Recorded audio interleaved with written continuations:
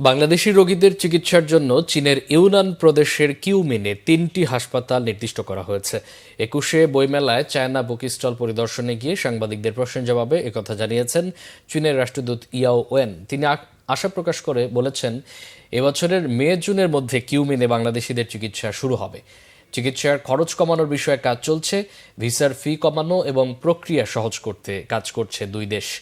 এ সময় চীনের রাষ্ট্রদূতের সাথে পরিদর্শনে যাওয়া সংস্কৃতি বিষয়ক উপদেষ্টা মোস্তফা সরোয়ার ফারুকী বলেন, জুলাই বিপ্লবে আহতদের চিকিৎসার বিষয়ে কাজ করছে চীন।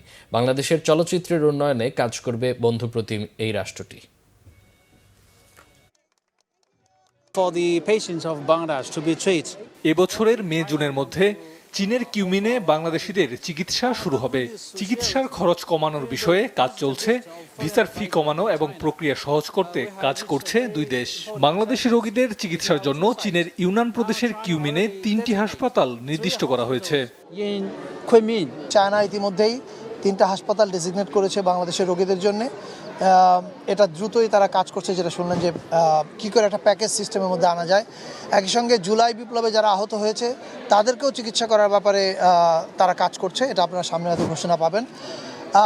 আমরা জানি যে চায়না আমাদের গুরুত্বপূর্ণ পার্টনার ইকোনমিক ডেভেলপমেন্টের ক্ষেত্রে, কিন্তু এর বাইরেও আসলে আমরা আরও অনেক ফ্রন্টে কাজ করছি। কালচারাল ফ্রন্টে আমরা কাজ করছি। আজকে আমাদের এই চাইনিজ বুক স্টলে আমার আসার পেছনে মূল কারণ উনি আমন্ত্রণ জানিয়েছেন। আমরা আপনাদেরকে বলতে পারি যে খুব দ্রুতই আপনারা হয়তো এরকম একটা ঘোষণা পাবেন।